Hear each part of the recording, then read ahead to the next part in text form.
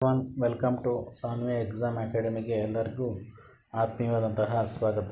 KS ಪ್ರಿಲಿಮ್ಸ್ನ ಪ್ರಶ್ನೆಗಳನ್ನು ನಾವು ಇನ್ ಡೀಟೇಲಾಗಿ ಡೆಪ್ತಾಗಿ ಟೂಲನ್ನು ಬಳಸ್ಕೊಂಡು ಇನ್ ಡೀಟೇಲಾಗಿ ಡೆಪ್ತಾಗಿ ಅನಾಲಿಸಿಸ್ ಮಾಡ್ತಾಯಿದ್ವಿ. ಸೊ ಅದೇ ಪ್ರೋಸೆಸ್ಸಲ್ಲಿ ಇವತ್ತು 17ನೇ ಪ್ರಶ್ನೆಯನ್ನು ನೋಡ್ತಾ ಹೋಗೋಣ. ಖಂಡಿತ ಈ ಹಿಂದೆ 16 ಪ್ರಶ್ನೆಗಳನ್ನು ಸಹ ವಿತ್ ಟೂಲ್ ಬಳಸ್ಕೊಂಡು ಇನ್ ಡೀಟೇಲಾಗಿ ನಿಮಗೆ ಕ್ವೆಶ್ಚನ್ ಅನಾಲಿಸಿಸ್ ಮಾಡಿದ್ದೆ. ತುಂಬ ಎನಿ ಎಕ್ಸಾಮ್ ಕಾಂಪಿಟೇಟಿವ್ ಎಕ್ಸಾಮ್ ದೃಷ್ಟಿಯಿಂದ ಈ ಒಂದು ಟೂಲ್ ತುಂಬ ಯೂಸ್ಫುಲ್ ಆಗುತ್ತೆ. ಜೊತೆಗೆ ನಾನು ಈ ರೀತಿ ಕಾನ್ಸೆಪ್ಟ್ಗಳನ್ನ ವಿತ್ ಟೂಲ್ ಬಳಸೋದ್ರಿಂದ ನಿಮ್ಮ ಮುಂದೆ ಎಲ್ಲ ಕಾಂಪಿಟೇಟಿವ್ ಎಕ್ಸಾಮ್ಗೆ ತುಂಬ ಯೂಸ್ಫುಲ್ ಕಂಟೆಂಟ್ ಆಗುತ್ತೆ ಅಂತ ಹೇಳ್ತಾ ಇವತ್ತು ಈ 17ನೇ ಪ್ರಶ್ನೆಯನ್ನು ವಿತ್ ಟೂಲಲ್ಲಿ ಇನ್ ಡೀಟೇಲಾಗಿ ಡೆಪ್ತಾಗಿ ತಿಳ್ಕೊಳ್ತಾ ಹೋಗೋಣ. ಏನು ಕೇಳಿದ್ದಾನೆ, ಈ ಕೆಳಗಿನ ಅವುಗಳಲ್ಲಿ ಎಷ್ಟು ಜೋಡಿಗಳು ಸರಿಯಾಗಿ ಹೊಂದಿಕೆಯಾಗಿವೆ? ನದಿಗಳು ಕೊಟ್ಟಿದೆ, ನಗರಗಳನ್ನು ಕೊಟ್ಟಿದ್ದಾನೆ. ನದಿಯ ದಂಡೆಯ ಮೇಲಿರುವ ನಗರಗಳು ಯಾವ್ಯಾವು? ಟೈಬರ್ ನದಿ ದಂಡೆ ಮೇಲೆ ಲಿಸ್ಬಾನ್ ನಗರ ಇದೆಯಾ? ಡ್ಯಾನ್ಯೂಬ್ ನದಿ ದಂಡೆ ಮೇಲೆ ವಿಯೆನ್ನಾ ನಗರ ಇದೆಯಾ? ಟಗೂಸ್ ನದಿ ದಂಡೆ ಮೇಲೆ ರೋಮ್ ನಗರ ಇದೆಯಾ? ನೈಲ್ ನದಿಯ ದಂಡೆ ಮೇಲೆ ಕೇಪ್ ಟೌನ್ ಇದೆಯಾ? 1 ಜೋಡಿ ಮಾತ್ರ, 2 ಜೋಡಿ ಮಾತ್ರ, 3 ಜೋಡಿಗಳು ಮಾತ್ರ, ಎಲ್ಲ ಜೋಡಿ ಅಂತ ಕೇಳಿದ್ದಾನೆ. ಅಂದರೆ ಪ್ರಪಂಚದ ನದಿಗಳ ಬಗ್ಗೆ, ಪ್ರಪಂಚ ನದಿಗಳ ದಂಡೆಯ ಮೇಲೆ ಇರುವ ನಗರಗಳ ಬಗ್ಗೆ ಕೇಳಿದ್ದಾನೆ. ಎಷ್ಟು ಜೋಡಿಗಳು ಸರಿಯಾಗಿ ಹೊಂದಿಕೆ ಆಗ್ತವೆ ಅನ್ನೋದನ್ನು ಇನ್ ಡೀಟೇಲಾಗಿ ನಾವು ನೋಡ್ತಾ ಹೋಗಬೇಕಾಗಿದೆ ಅಲ್ವಾ. ಸೊ ಇದರಲ್ಲಿ ಈ ಕ್ವೆಶನನ್ನು ತುಂಬ ಡೆಪ್ತಾಗಿ ನಾವು ಟೂಲಲ್ಲಿ ತಿಳ್ಕೊಬೋದು. ಖಂಡಿತ ಯಾವ ಒಂದು ಏನು ಹೇಳ್ತೀವಲ್ಲ ಯೂಟ್ಯೂಬ್ ಎಜುಕೇಷನ್ ಚಾನಲ್ಗಳು ಇಷ್ಟು ಡೆಪ್ತಾಗಿ ನಮಗೆ ಪಾಠವನ್ನು ಮಾಡಲ್ಲ. ಅದು ಕನ್ನಡ ಮಾಧ್ಯಮದಲ್ಲಿ ಸಾಧ್ಯನೇ ಇಲ್ಲ. ಬಟ್ ಟೂಲ್ ನಮಗೆ ಇನ್ ಡೀಟೇಲಾಗಿ ಕನ್ನಡದಲ್ಲೇ ಕೊಡ್ತಾ ಹೋಗುತ್ತೆ. ತುಂಬ ಯೂಸ್ಫುಲ್ಲಾಗಿ ತಿಳಿಸಿದೆ. ಈ ಪ್ರತಿಯೊಂದನ್ನು ನಾನು ಇನ್ ಡೀಟೇಲಾಗಿ ಕೇಳಿದ್ದೀನಿ. ಇನ್ ಡೀಟೇಲಾಗಿ ಟೂಲ್ ಕೊಟ್ಟಿದೆ, ಅದನ್ನು ನೀವು ನೋಡ್ತಾ ಹೋಗೋಣ. ಓಕೆ, ಒಂದ್ಸಲ ನನ್ನ ಚಾನಲ್ ಸಬ್ಸ್ಕ್ರೈಬ್ ಮಾಡ್ಕೊಳ್ಳಿ ಅಂದರೆ ಖಂಡಿತ ಸಬ್ಸ್ಕ್ರೈಬ್ ಮಾಡ್ಕೊಳ್ಳಿ ಅಂತ ಹೇಳ್ತಾ ಈ ಪ್ರಶ್ನೆಯನ್ನು ವಿತ್ ಟೂಲ್ ಬಿಡ್ಕೊಂಡು ವಿಶ್ಲೇಷಣೆ ಮಾಡ್ತಾ ಹೋಗೋಣ. Once again all of you welcome. Tiber ನದಿಯ ದಂಡೆಯ ಮೇಲೆ ಇರುವ ಪ್ರಮುಖ ನಗರ ರೋಮ್.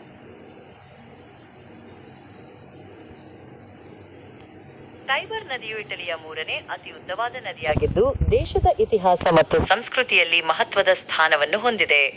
ಇದರ ಸಂಪೂರ್ಣ ವಿವರಣೆ ಕೆಳಗಿನಂತಿದೆ. ಮೂಲ ಮತ್ತು ಹರಿವು.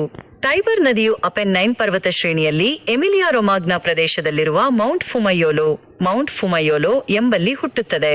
ಈ ಪ್ರದೇಶವು ಸಮುದ್ರ ಮಟ್ಟದಿಂದ ಸುಮಾರು 1268 ಮೀಟರ್ ಎತ್ತರದಲ್ಲಿದೆ. ನದಿಯು ದಕ್ಷಿಣದ ಕಡೆಗೆ ಹರಿಯುತ್ತಾ ಟಸ್ಕನಿ, ಉಂಬ್ರಿಯಾ ಮತ್ತು ಲಾಜಿಯೋ ಪ್ರದೇಶಗಳ ಮೂಲಕ ಹಾದು ಹೋಗುತ್ತದೆ. ಅಂತಿಮವಾಗಿ ರೋಮ್ ನಗರದ ಮೂಲಕ ಹರಿದು ಟೈರ್ಹೇನಿಯನ್ ಸಮುದ್ರವನ್ನು ಟೈರ್ಹೇನಿಯನ್ ಸಿ ಓಸ್ಟಿಯಾ ಎಂಬಲ್ಲಿ ಸೇರುತ್ತದೆ. ಉದ್ದ ಮತ್ತು ಜಲಾನಯನ ಪ್ರದೇಶ. ಟೈಬರ್ ನದಿಯ ಒಟ್ಟು ಉದ್ದ ಸುಮಾರು 406 ಕಿಲೋಮೀಟರ್, 252 ಮೈಲಿಗಳು.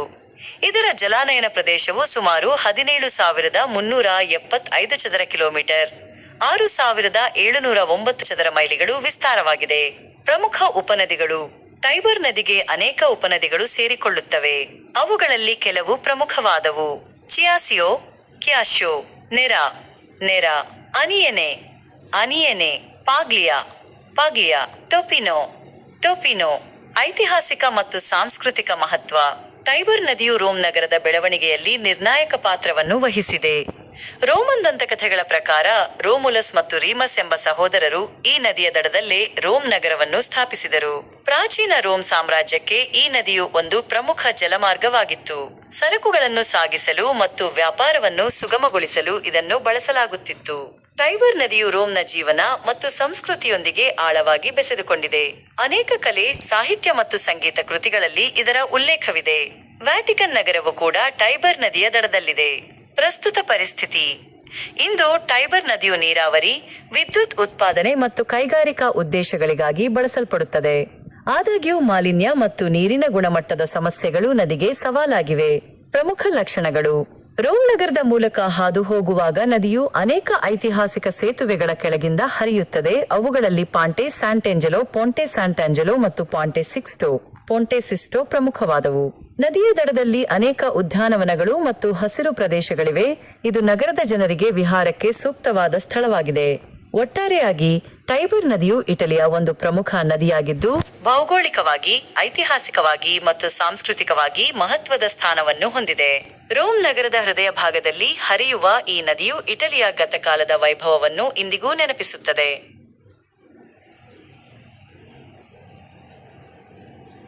ಡ್ಯಾನ್ಯೂಬ್ ನದಿಯ ದಂಡೆಯ ಮೇಲೆ ಅನೇಕ ಪ್ರಮುಖ ನಗರಗಳಿವೆ.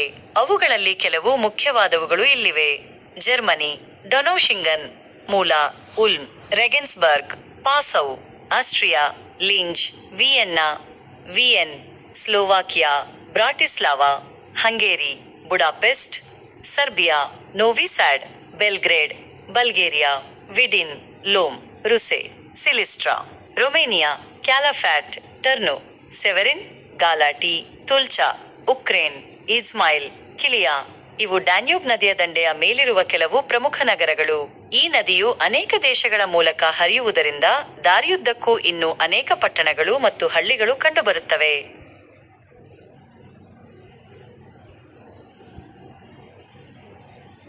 ಡ್ಯಾನ್ಯೂಬ್ ನದಿಯು ಯುರೋಪಿನ ಎರಡನೇ ಅತಿ ಉದ್ದವಾದ ನದಿಯಾಗಿದ್ದು ಅನೇಕ ದೇಶಗಳ ಇತಿಹಾಸ, ಸಂಸ್ಕೃತಿ ಮತ್ತು ಆರ್ಥಿಕತೆಯಲ್ಲಿ ಮಹತ್ವದ ಪಾತ್ರವನ್ನು ವಹಿಸಿದೆ. ಇದರ ಸಂಪೂರ್ಣ ವಿವರಣೆ ಕೆಳಗಿನಂತಿದೆ. ಮೂಲ ಮತ್ತು ಹರಿವು. ಡ್ಯಾನ್ಯೂಬ್ ನದಿಯು ಜರ್ಮನಿಯ ಬ್ಲ್ಯಾಕ್ ಫಾರೆಸ್ಟ್ ಪ್ರದೇಶದಲ್ಲಿ ಎರಡು ಸಣ್ಣ ನದಿಗಳಾದ ಬ್ರಿಗಾಚ್ ಮತ್ತು ಬ್ರಿಗಾಟ್ಸ್ ಗಳು ಡೊನೌಶಿಂಗನ್ ಎಂಬ ಪಟ್ಟಣದ ಬಳಿ ಸೇರಿಕೊಳ್ಳುವುದರಿಂದ ಉಗಮವಾಗುತ್ತದೆ. ಇದು ಪಶ್ಚಿಮದಿಂದ ಪೂರ್ವಕ್ಕೆ ಹರಿಯುತ್ತಾ Germany, Austria, Slovakia, Hungary, Croatia, Serbia, Bulgaria, Romania, Moldova ಮತ್ತು ಉಕ್ರೇನ್ ದೇಶಗಳ ಮೂಲಕ ಹಾದು ಹೋಗುತ್ತದೆ. ಅಂತಿಮವಾಗಿ ರೊಮೇನಿಯಾದಲ್ಲಿ ಕಪ್ಪು ಸಮುದ್ರವನ್ನು ಬ್ಲ್ಯಾಕ್ ಸೀ ಸೇರುತ್ತದೆ. ಡ್ಯಾನ್ಯೂಬ್ ಡೆಲ್ಟಾವು ಯುರೋಪಿನ ಅತಿದೊಡ್ಡ ಮತ್ತು ಉತ್ತಮವಾಗಿ ಸಂರಕ್ಷಿಸಲ್ಪಟ್ಟ ಜೌಗು ಪ್ರದೇಶಗಳಲ್ಲಿ ಒಂದಾಗಿದೆ. ಉದ್ದ ಮತ್ತು ಜಲಾನಯನ ಪ್ರದೇಶ. ಡ್ಯಾನ್ಯೂಬ್ ನದಿಯ ಒಟ್ಟು ಉದ್ದ ಸುಮಾರು 2850 ಕಿಲೋಮೀಟರ್, 1771 ಮೈಲಿಗಳು. ಇದರ ಜಲಾನಯನ ಪ್ರದೇಶವು ಸುಮಾರು 8,17,000 ಚದರ ಕಿಲೋಮೀಟರ್, 3,15,000 ಚದರ ಮೈಲಿಗಳು ವಿಸ್ತಾರವಾಗಿದೆ. ಇದು ಯುರೋಪಿನ 10 ದೇಶಗಳನ್ನು ಒಳಗೊಂಡಿದೆ. ಪ್ರಮುಖ ಉಪನದಿಗಳು. ಡ್ಯಾನ್ಯೂಬ್ ನದಿಗೆ ಅನೇಕ ಪ್ರಮುಖ ಉಪನದಿಗಳು ಸೇರಿಕೊಳ್ಳುತ್ತವೆ. ಅವುಗಳಲ್ಲಿ ಕೆಲವು ಮುಖ್ಯವಾದವು: ಇಲ್ಲರ್, ಲೆಚ್, ಇಸಾರ್, ಎನ್ಸ್, ಮೋರಾವಾ, ಡ್ರಾವಾ, ತೀಸಾ, ಸಾವಾ, ವೋಲ್ಟ್, ಸೈರೆಟ್, ಪ್ರುಟ್. ಐತಿಹಾಸಿಕ ಮತ್ತು ಸಾಂಸ್ಕೃತಿಕ ಮಹತ್ವ. ಡ್ಯಾನ್ಯೂಬ್ ನದಿಯು ಪ್ರಾಚೀನ ಕಾಲದಿಂದಲೂ ಒಂದು ಪ್ರಮುಖ ಜಲಮಾರ್ಗವಾಗಿತ್ತು. ಇದು ವ್ಯಾಪಾರ, ಸಾರಿಗೆ ಮತ್ತು ಸಂಸ್ಕೃತಿಗಳ ವಿನಿಮಯಕ್ಕೆ ಅನುಕೂಲ ಮಾಡಿಕೊಟ್ಟಿತು. ರೋಮನ್ ಸಾಮ್ರಾಜ್ಯದ ಕಾಲದಲ್ಲಿ ಡ್ಯಾನ್ಯೂಬ್ ಉತ್ತರ ಗಡಿಯನ್ನು ಗುರುತಿಸುತ್ತಿತ್ತು ಮತ್ತು ಅನೇಕ ಪ್ರಮುಖ ರೋಮನ್ ವಸಾಹತುಗಳು ಇದರ ದಡದಲ್ಲಿ ಸ್ಥಾಪಿತವಾಗಿದ್ದವು. ಮಧ್ಯಯುಗದಲ್ಲಿ ಮತ್ತು ನಂತರ ಡ್ಯಾನ್ಯೂಬ್ ಒಂದು ಪ್ರಮುಖ ವಾಣಿಜ್ಯ ಮಾರ್ಗವಾಗಿ ಮುಂದುವರಿಯಿತು ಮತ್ತು ಅನೇಕ ಪ್ರಮುಖ ನಗರಗಳು ಇದರ ದಡದಲ್ಲಿ ಬೆಳೆದವು. ಡ್ಯಾನ್ಯೂಬ್ ನದಿಯು ಅನೇಕ ದೇಶಗಳ ರಾಷ್ಟ್ರೀಯ ಗುರುತಿನ ಭಾಗವಾಗಿದೆ ಮತ್ತು ಸಾಹಿತ್ಯ, ಸಂಗೀತ ಮತ್ತು ಕಲೆಗಳಲ್ಲಿ ಇದರ ಉಲ್ಲೇಖವಿದೆ. ಉದಾಹರಣೆಗೆ, ಜೋಹಾನ್ ಸ್ಟ್ರಾಸ್ 2 ರವರ ದಿ ಬ್ಲೂ ಡ್ಯಾನ್ಯೂಬ್ ವಾಲ್ಟ್ಜ್ ಅತ್ಯಂತ ಪ್ರಸಿದ್ಧವಾಗಿದೆ. ಪ್ರಮುಖ ನಗರಗಳು. ಡ್ಯಾನ್ಯೂಬ್ ನದಿಯ ದಂಡೆಯ ಮೇಲೆ ಅನೇಕ ಪ್ರಮುಖ ನಗರಗಳಿವೆ. ಅವುಗಳಲ್ಲಿ ಕೆಲವು: Donaueschingen, Germany. Ulm, Germany. Regensburg, Germany. Passau, Germany. Linz, Austria. Vienna, Austria. Bratislava, Slovakia. Budapest, Hungary. Belgrade, Serbia. ಆರ್ಥಿಕ ಮಹತ್ವ. ಡ್ಯಾನ್ಯೂಬ್ ನದಿಯು ಸಾರಿಗೆಗೆ ಬಹಳ ಮುಖ್ಯವಾಗಿದೆ. ಇದು ಯುರೋಪಿನ ಒಳನಾಡಿನ ಜಲಮಾರ್ಗಗಳ ಒಂದು ಪ್ರಮುಖ ಭಾಗವಾಗಿದೆ ಮತ್ತು ಸರಕುಗಳನ್ನು ಸಾಗಿಸಲು ವ್ಯಾಪಕವಾಗಿ ಬಳಸಲ್ಪಡುತ್ತದೆ. ಜಲವಿದ್ಯುತ್ ಉತ್ಪಾದನೆಗೆ ನದಿಯ ನೀರನ್ನು ಬಳಸಲಾಗುತ್ತದೆ. ಕೃಷಿಗಾಗಿ ನೀರಾವರಿಗೂ ಇದು ಮುಖ್ಯವಾಗಿದೆ. ಮೀನುಗಾರಿಕೆ ಮತ್ತು ಪ್ರವಾಸೋದ್ಯಮ ಕೂಡ ಈ ನದಿಯನ್ನು ಅವಲಂಬಿಸಿವೆ. ಪರಿಸರ ಮಹತ್ವ. ಡ್ಯಾನ್ಯೂಬ್ ಡೆಲ್ಟಾವು ಒಂದು ವಿಶಿಷ್ಟವಾದ ಜೀವವೈವಿಧ್ಯತೆಯ ತಾಣವಾಗಿದೆ ಮತ್ತು ಅನೇಕ ಜಾತಿಯ ಪಕ್ಷಿಗಳು, ಮೀನುಗಳು ಮತ್ತು ಸಸ್ಯಗಳಿಗೆ ಆಶ್ರಯ ನೀಡುತ್ತದೆ. ಇದನ್ನು ಯುನೆಸ್ಕೋ ವಿಶ್ವ ಪರಂಪರೆಯ ತಾಣವೆಂದು ಘೋಷಿಸಲಾಗಿದೆ. ಆದಾಗ್ಯೂ ಮಾಲಿನ್ಯ, ಅಣೆಕಟ್ಟುಗಳ ನಿರ್ಮಾಣ ಮತ್ತು ಇತರ ಮಾನವ ಚಟುವಟಿಕೆಗಳು ನದಿಯ ಪರಿಸರಕ್ಕೆ ಸವಾಲುಗಳನ್ನು ಒಡ್ಡುತ್ತಿವೆ. ಪ್ರಸ್ತುತ ಪರಿಸ್ಥಿತಿ ಮತ್ತು ಸವಾಲುಗಳು.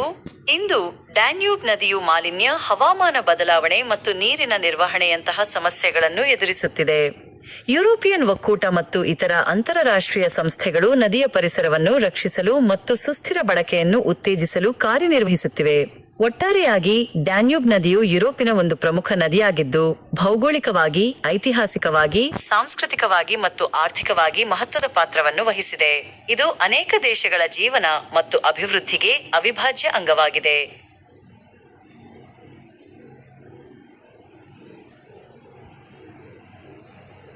ಟಗೂಸ್ ನದಿಯ ದಂಡೆಯ ಮೇಲೆ ಇರುವ ಕೆಲವು ಪ್ರಮುಖ ನಗರಗಳು ಹೀಗಿವೆ: ಸ್ಪೇನ್, ಟೊಲೆಡೊ.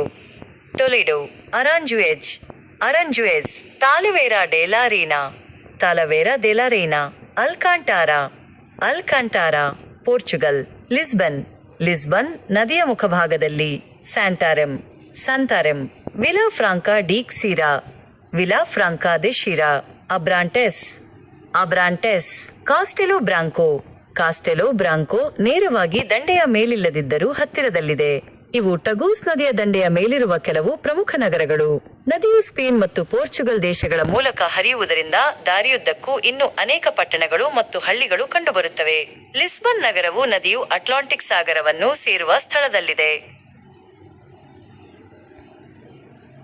ಟಗೂಸ್ ನದಿಯು ಐಬೇರಿಯನ್ ಪರ್ಯಾಯ ದ್ವೀಪದ ಅತಿ ಉದ್ದವಾದ ನದಿಗಳಲ್ಲಿ ಒಂದಾಗಿದೆ. ಇದು ಸ್ಪೇನ್ ಮತ್ತು ಪೋರ್ಚುಗಲ್ ದೇಶಗಳ ಮೂಲಕ ಹರಿಯುತ್ತದೆ ಮತ್ತು ಎರಡೂ ದೇಶಗಳ ಇತಿಹಾಸ ಮತ್ತು ಭೂಗೋಳದಲ್ಲಿ ಮಹತ್ವದ ಸ್ಥಾನವನ್ನು ಹೊಂದಿದೆ. ಇದರ ಸಂಪೂರ್ಣ ವಿವರಣೆ ಕೆಳಗಿನಂತಿದೆ. ಮೂಲ ಮತ್ತು ಹರಿವು. ಟಗೂಸ್ ನದಿಯು ಸ್ಪೇನ್ನ ಸೆಂಟ್ರಲ್ ಸಿಸ್ಟಮ್ ಪರ್ವತ ಶ್ರೇಣಿಯಲ್ಲಿರುವ ಸಿಯೆರಾ ಡಿ ಅಲ್ಬಾರಾಸಿನ್, ಸಿಯೆರಾ ಡೆ ಅಲ್ಬಾರಾಸಿನ್ ಎಂಬಲ್ಲಿ ಟೆರುಯೆಲ್ ಪ್ರಾಂತ್ಯದಲ್ಲಿ, ಟೆರುಯೆಲ್ ಪ್ರಾವಿನ್ಸ್ ಹುಟ್ಟುತ್ತದೆ. ಇದರ ಮೂಲವು ಸಮುದ್ರ ಮಟ್ಟದಿಂದ ಸುಮಾರು 1593 ಮೀಟರ್ ಎತ್ತರದಲ್ಲಿದೆ. ನದಿಯು ಪಶ್ಚಿಮ ದಿಕ್ಕಿನಲ್ಲಿ ಹರಿಯುತ್ತಾ ಸ್ಪೇನ್ನ ಕ್ಯಾಸ್ಟಿಲ್ಲಾ ಲಾ ಮಂಚಾ, ಕ್ಯಾಸ್ಟಿಲ್ಲಾ ಲಾ ಮಂಚಾ ಮತ್ತು ಎಕ್ಸ್ಟ್ರಿಮಾದುರಾ ಪ್ರದೇಶಗಳ ಮೂಲಕ ಹಾದು ಹೋಗುತ್ತದೆ. ನಂತರ ಇದು ಪೋರ್ಚುಗಲ್ಗೆ ಪ್ರವೇಶಿಸುತ್ತದೆ ಮತ್ತು ಅಲ್ಲಿನ ಸೆಂಟ್ರಲ್ ರೀಜನ್ ಮತ್ತು ಲಿಸ್ಬನ್ ರೀಜನ್ ಮೂಲಕ ಹರಿಯುತ್ತದೆ. ಅಂತಿಮವಾಗಿ ಪೋರ್ಚುಗಲ್ನ ಲಿಸ್ಬನ್ ನಗರದ ಬಳಿ ಅಟ್ಲಾಂಟಿಕ್ ಸಾಗರವನ್ನು ಸೇರುತ್ತದೆ. ಉದ್ದ ಮತ್ತು ಜಲಾನಯನ ಪ್ರದೇಶ. ಟಗೂಸ್ ನದಿಯ ಒಟ್ಟು ಉದ್ದ ಸುಮಾರು 1007 ಕಿಲೋಮೀಟರ್ 626 ಮೈಲಿಗಳು. ಈ ಪೈಕಿ ಸುಮಾರು 716 ಕಿಲೋಮೀಟರ್ ಸ್ಪೇನ್ನಲ್ಲಿ ಮತ್ತು 291 ಕಿಲೋಮೀಟರ್ ಪೋರ್ಚುಗಲ್ನಲ್ಲಿ ಹರಿಯುತ್ತದೆ. ಇದರ ಜಲಾನಯನ ಪ್ರದೇಶವು ಸುಮಾರು 80,620 ಚದರ ಕಿಲೋಮೀಟರ್ 31,128 ಚದರ ಮೈಲಿಗಳು ವಿಸ್ತಾರವಾಗಿದೆ. ಪ್ರಮುಖ ಉಪನದಿಗಳು. ಟಗೂಸ್ ನದಿಗೆ ಅನೇಕ ಉಪನದಿಗಳು ಸೇರಿಕೊಳ್ಳುತ್ತವೆ.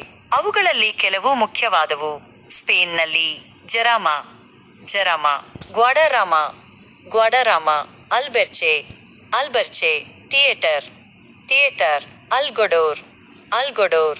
ಪೋರ್ಚುಗಲ್ನಲ್ಲಿ ಜೆಜೆರೆ, ಜೆಜೆರೆ, ಓಕ್ರೇಜಾ, ಓಕ್ರೇಜಾ, ಎರ್ವಸ್, ಅರ್ಜಿಸ್. ಐತಿಹಾಸಿಕ ಮತ್ತು ಸಾಂಸ್ಕೃತಿಕ ಮಹತ್ವ. ಟಗೂಸ್ ನದಿಯು ಐಬೇರಿಯನ್ ಪರ್ಯಾಯ ದ್ವೀಪದ ಇತಿಹಾಸದಲ್ಲಿ ಪ್ರಮುಖ ಪಾತ್ರವನ್ನು ವಹಿಸಿದೆ. ಪ್ರಾಚೀನ ಕಾಲದಿಂದಲೂ ಇದು ಮಾನವ ವಸಾಹತುಗಳಿಗೆ ಮತ್ತು ಸಾರಿಗೆಗೆ ಮುಖ್ಯವಾದ ಮಾರ್ಗವಾಗಿತ್ತು. ಸ್ಪೇನ್ನ ಟೊಲೆಡೋ ನಗರವು ಟಗೂಸ್ ನದಿಯ ದಡದಲ್ಲಿದೆ ಮತ್ತು ಇದು ಐತಿಹಾಸಿಕವಾಗಿ ಬಹಳ ಮಹತ್ವದ ನಗರವಾಗಿದೆ. ಪೋರ್ಚುಗಲ್ನ ರಾಜಧಾನಿಯಾದ ಲಿಸ್ಬನ್ ಕೂಡ ಟಗೂಸ್ ನದಿಯ ಮುಖಭಾಗದಲ್ಲಿದೆ ಮತ್ತು ಈ ನದಿಯು ನಗರದ ಅಭಿವೃದ್ಧಿಯಲ್ಲಿ ನಿರ್ಣಾಯಕ ಪಾತ್ರವನ್ನು ವಹಿಸಿದೆ. ನದಿಯ ಉದ್ದಕ್ಕೂ ಅನೇಕ ಐತಿಹಾಸಿಕ ಸೇತುವೆಗಳು ಮತ್ತು ಕೋಟೆಗಳು ಕಂಡುಬರುತ್ತವೆ. ಇದು ಪ್ರದೇಶದ ಶ್ರೀಮಂತ ಇತಿಹಾಸವನ್ನು ಸಾರುತ್ತದೆ. ಆರ್ಥಿಕ ಮಹತ್ವ. ಟಗೂಸ್ ನದಿಯು ನೀರಾವರಿಗಾಗಿ ಬಹಳ ಮುಖ್ಯವಾಗಿದೆ. ವಿಶೇಷವಾಗಿ ಸ್ಪೇನ್ನ ಶುಷ್ಕ ಪ್ರದೇಶಗಳಲ್ಲಿ ಕೃಷಿಗೆ ಇದು ಅತ್ಯವಶ್ಯಕ. ನದಿಯ ಉದ್ದಕ್ಕೂ ಅನೇಕ ಜಲವಿದ್ಯುತ್ ಅಣೆಕಟ್ಟುಗಳನ್ನು ನಿರ್ಮಿಸಲಾಗಿದೆ. ಇದು ಸ್ಪೇನ್ ಮತ್ತು ಪೋರ್ಚುಗಲ್ಗೆ ವಿದ್ಯುತ್ ಶಕ್ತಿಯನ್ನು ಒದಗಿಸುತ್ತದೆ. ಅಲ್ಕಾಂಟಾರಾ ಅಣೆಕಟ್ಟು ಸ್ಪೇನ್ ಮತ್ತು ಕಾಸ್ಟೆಲೋ ಡಿ ಬೋಡೆ ಅಣೆಕಟ್ಟು ಪೋರ್ಚುಗಲ್ ಇವುಗಳಲ್ಲಿ ಪ್ರಮುಖವಾದವು. ನದಿಯ ಕೆಳಭಾಗದಲ್ಲಿ ಸಣ್ಣ ಪ್ರಮಾಣದ ಜಲಸಾರಿಗೆಯೂ ನಡೆಯುತ್ತದೆ. ಪರಿಸರ ಮಹತ್ವ. ಟಗೂಸ್ ನದಿಯು ವೈವಿಧ್ಯಮಯವಾದ ಸಸ್ಯ ಮತ್ತು ಪ್ರಾಣಿ ಸಂಕುಲಕ್ಕೆ ಆಶ್ರಯ ನೀಡುತ್ತದೆ. ನದಿಯ ದಡದಲ್ಲಿ ಅನೇಕ ಸಂರಕ್ಷಿತ ಪ್ರದೇಶಗಳು ಮತ್ತು ನೈಸರ್ಗಿಕ ಉದ್ಯಾನವನಗಳಿವೆ. ಆದಾಗ್ಯೂ ಅಣೆಕಟ್ಟುಗಳ ನಿರ್ಮಾಣ, ಮಾಲಿನ್ಯ ಮತ್ತು ನೀರಿನ ಅತಿಯಾದ ಬಳಕೆಯಿಂದಾಗಿ ನದಿಯ ಪರಿಸರವು ಕೆಲವು ಸವಾಲುಗಳನ್ನು ಎದುರಿಸುತ್ತಿದೆ. ಪ್ರಮುಖ ಲಕ್ಷಣಗಳು. ಟಗೂಸ್ ನದಿಯು ತನ್ನ ಉದ್ದಕ್ಕೂ ವೈವಿಧ್ಯಮಯವಾದ ಭೂದೃಶ್ಯಗಳನ್ನು ಸೃಷ್ಟಿಸುತ್ತದೆ. ಪರ್ವತ ಪ್ರದೇಶಗಳಿಂದ ಹಿಡಿದು ವಿಶಾಲವಾದ ಬಯಲು ಪ್ರದೇಶಗಳವರೆಗೆ ಮತ್ತು ಅಂತಿಮವಾಗಿ ಲಿಸ್ಬನ್ನ ಸುಂದರವಾದ ಬಂದರಿನವರೆಗೆ ಇದು ಹರಿಯುತ್ತದೆ. ಲಿಸ್ಬನ್ನಲ್ಲಿರುವ ವಾಸ್ಕೋಡ ಗಾಮಾ ಸೇತುವೆ, ವಾಸ್ಕೋಡ ಗಾಮಾ ಬ್ರಿಡ್ಜ್ ಯುರೋಪಿನ ಅತಿ ಉದ್ದವಾದ ಸೇತುವೆಗಳಲ್ಲಿ ಒಂದಾಗಿದ್ದು ಟಗೂಸ್ ನದಿಗೆ ಅಡ್ಡಲಾಗಿ ನಿರ್ಮಿಸಲಾಗಿದೆ. ಒಟ್ಟಾರೆಯಾಗಿ ಟಗೂಸ್ ನದಿಯು ಐಬೇರಿಯನ್ ಪರ್ಯಾಯ ದ್ವೀಪದ ಒಂದು ಪ್ರಮುಖ ನದಿಯಾಗಿದ್ದು ಭೌಗೋಳಿಕವಾಗಿ, ಐತಿಹಾಸಿಕವಾಗಿ, ಆರ್ಥಿಕವಾಗಿ ಮತ್ತು ಪರಿಸರೀಯವಾಗಿ ಮಹತ್ವದ ಪಾತ್ರವನ್ನು ವಹಿಸುತ್ತದೆ. ಇದು ಸ್ಪೇನ್ ಮತ್ತು ಪೋರ್ಚುಗಲ್ ದೇಶಗಳ ಭೂದೃಶ್ಯ ಮತ್ತು ಸಂಸ್ಕೃತಿಯ ಅವಿಭಾಜ್ಯ ಅಂಗವಾಗಿದೆ. ನೈಲ್ ನದಿಯ ದಂಡೆಯ ಮೇಲೆ ಅನೇಕ ಪ್ರಮುಖ ನಗರಗಳಿವೆ. ಅವುಗಳಲ್ಲಿ ಕೆಲವು ಮುಖ್ಯವಾದವುಗಳು ಇಲ್ಲಿವೆ. ಈಜಿಪ್ಟ್, ಕೈರೋ, ಕೈರೋ ನೈಲ್ ಡೆಲ್ಟಾದ ಬಳಿ. ಅಲೆಕ್ಸಾಂಡ್ರಿಯಾ, ಅಲೆಕ್ಸಾಂಡ್ರಿಯಾ ನೈಲ್ ಡೆಲ್ಟಾದ ಬಳಿ. ಗೀಜಾ, ಗೀಜಾ ಕೈರೋದ ಬಳಿ. ಲಕ್ಸಾರ್, ಲಕ್ಸಾರ್, ಪ್ರಾಚೀನ ಥೀಬ್ಸ್, ಅಸ್ವಾನ್, ಅಸ್ವಾನ್, ಅಸ್ವುಟ್, ಅಸ್ವುಟ್, ಬೆನಿಸ್ಯೂಫ್, ಬೆನಿಸುಯೆಫ್, ಮಿನ್ಯಾ, ಮಿನ್ಯಾ, ಸೂಡಾನ್, ಖಾರ್ಟೂಮ್, ಖಾರ್ಟೂಮ್ ನೀಲಿ ಮತ್ತು ಬಿಳಿ ನೈಲ್ ನದಿಗಳು ಸೇರುವ ಸ್ಥಳ. ಓಮ್ದುರ್ಮನ್, ಓಮ್ದುರ್ಮನ್ ಖಾರ್ಟೂಮ್ ಎದುರು ದಂಡೆಯಲ್ಲಿ.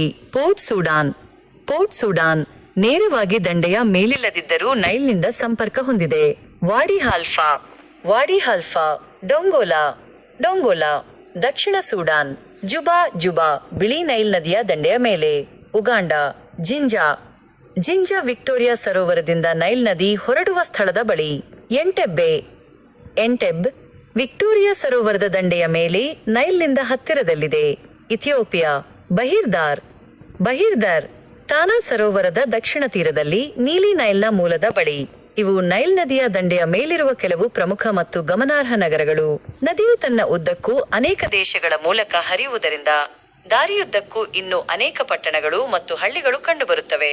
ಈ ಪಟ್ಟಿಯು ನೈಲ್ ನದಿಯ ಮುಖ್ಯ ಕವಲುಗಳಾದ ಬಿಳಿ ನೈಲ್ ಮತ್ತು ನೀಲಿ ನೈಲ್ ನದಿಗಳ ದಂಡೆಯ ಮೇಲಿರುವ ನಗರಗಳನ್ನು ಸಹ ಒಳಗೊಂಡಿದೆ. ಲಿಸ್ಬಾನ್ ನಗರವು ಟಗೂಸ್ ನದಿಯ ಟೇಜೋ ರಿವರ್ ದಂಡೆಯ ಮೇಲಿದೆ. ಈ ನದಿಯು ಪೋರ್ಚುಗಲ್ನ ರಾಜಧಾನಿಯಾದ ಲಿಸ್ಬನ್ ಬಳಿ ಅಟ್ಲಾಂಟಿಕ್ ಸಾಗರವನ್ನು ಸೇರುತ್ತದೆ.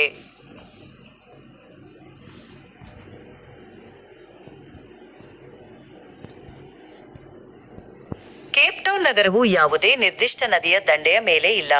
ಇದು ದಕ್ಷಿಣ ಆಫ್ರಿಕಾದ ಪಶ್ಚಿಮ ಕರಾವಳಿಯಲ್ಲಿ ಟೇಬಲ್ ಮೌಂಟೇನ್ನ ನೆರಳಿನಲ್ಲಿ ಅಟ್ಲಾಂಟಿಕ್ ಸಾಗರದ ತೀರದಲ್ಲಿದೆ. ಹತ್ತಿರದಲ್ಲಿ ಕೆಲವು ಸಣ್ಣ ನದಿಗಳು ಹರಿಯುತ್ತವೆಯಾದರೂ ಕೇಪ್ ಟೌನ್ ನಗರವು ನೇರವಾಗಿ ಯಾವುದೇ ಪ್ರಮುಖ ನದಿಯ ದಂಡೆಯ ಮೇಲೆ ಸ್ಥಾಪಿತವಾಗಿಲ್ಲ. ಅದರ ಸ್ಥಾನವು ಮುಖ್ಯವಾಗಿ ಅದರ ಬಂದರು ಮತ್ತು ಕರಾವಳಿ ಪ್ರದೇಶದ ಕಾರಣದಿಂದಾಗಿ ಮಹತ್ವದ್ದಾಗಿದೆ. ಓಕೆ, ಎಷ್ಟು ಡೆಪ್ತಾಗಿ, ಎಷ್ಟು ಇನ್ ಡೀಟೇಲ್ ಆಗಿ ನಾವು ಒಂದನ್ನು ಕೇಳಿದರೆ 10 ಕೊಡುವಂತಹ ಒಂದು ಜ್ಞಾನವನ್ನು, 10 ಪಟ್ಟು ಜ್ಞಾನವನ್ನು ಕೊಡುವಂತಹ ಕೆಲಸವನ್ನು ಎ ಟೂಲ್ ಮಾಡಿದೆ. ಆ ಒಂದು ಪ್ರಶ್ನೆಗೆ ಎಷ್ಟು ಇನ್ ಡೀಟೇಲ್ ಆಗಿ ನಮಗೆ ಪ್ರಪಂಚದ ನದಿಗಳನ್ನು, ಯುರೋಪ್ ಖಂಡದ, ಪ್ರಮುಖವಾಗಿ ಯುರೋಪ್ ಖಂಡದ ನದಿಗಳನ್ನು ಇನ್ ಡೀಟೇಲ್ ಆಗಿ ಡೆಪ್ತಾಗಿ ಕೇಳ್ತು. ಸೊ ಇಷ್ಟು ಡೆಪ್ತಾಗಿ ನಾವು ತಿಳ್ಕೊಂಡಾಗ ಆ ಕ್ವಶನ್ನ ಅನಾಲಿಸಿಸ್ ಮಾಡೋದು ತುಂಬ ಸುಲಭ. ನೋಡೋಣ. ಓಕೆ, ಭಾಳ ಈಸಿ ಕ್ವಶನ್ನು ಅನಿಸುತ್ತೆ ಈ ಇನ್ ಡೀಟೇಲಾಗಿ ನೋಡಿದಾಗ. ಓಕೆ, ಸೊ ಕೆಳಗಿನವುಗಳಲ್ಲಿ ಎಷ್ಟು ಜೋಡಿಗಳು ಸರಿಯಾಗಿ ಹೊಂದಿಕೆಯಾಗಿ ಮತ್ತೊಂದು ಸಲ ಓದ್ತೀನಿ. ಸೊ ನದಿ ಮತ್ತು ನಗರ. ಸೊ ಟೈಬರ್ ನದಿ, ನಾವು ಟೈಬರ್ ನದಿ ಇನ್ ಡೀಟೇಲಾಗಿ ನೋಡುವಾಗ ನಾವು ತಿಳ್ಕೊಂಡದ್ದು, ಟೈಬರ್ ನದಿ ಇಟಲಿ ದೇಶದ ಪ್ರಮುಖ ನದಿ. ಅದು ಅದರ ಮೇಲೆ ಇರುವ ದಂಡೆಯ ಮೇಲೆ ಇರುವ ನಗರ ಯಾವುದು? Rome, not Lisbon. Okay, Tiber ನದಿಯ ದಂಡೆಯ ಮೇಲಿರುವ ಪ್ರಮುಖವಾದ ನಗರ ರೋಮ್, ಜೊತೆಗೆ ವ್ಯಾಟಿಕನ್ ಸಿಟಿ ಸಹ ಹೌದು. ಓಕೆ, ಸೊ ಈ ಒಂದು ಜೋಡಿ ಏನಾಯಿತು? ತಪ್ಪಾಯಿತು. ಸೊ ಡ್ಯಾನ್ಯೂಬ್, ಡ್ಯಾನ್ಯೂಬ್ ನದಿಯ ದಂಡೆ ಮೇಲೆ ವಿಯೆನ್ನಾ ನಗರ ಇದೆ. ಯಾವ ದೇಶದಲ್ಲಿದೆ? ಆಸ್ಟ್ರಿಯಾ ದೇಶದಲ್ಲಿದೆ. ಸೊ ಆಸ್ಟ್ರಿಯಾ ದೇಶದಲ್ಲಿ ವಿಯೆನ್ನಾ ನಗರ ಇದೆ. ಸೊ ಡ್ಯಾನ್ಯೂಬ್ ಸುಮಾರು 10 ದೇಶ, ಯುರೋಪ್ನ 10 ದೇಶಗಳಲ್ಲಿ ಹರಿಯುತ್ತೆ. ದೊಡ್ಡ ನದಿ ಇದು, ಬ್ಲ್ಯಾಕ್ ಪರ್ವತಗಳು ಹುಟ್ಟುತ್ತೆ. ಸೊ ಡ್ಯಾನ್ಯೂಬ್ ನದಿಯ ದಂಡೆ ಮೇಲೆ ವಿಯೆನ್ನಾ ನಗರ ಇದೆ. ಸೊ ಇದು ಸರಿ, ಇದು ತಪ್ಪು.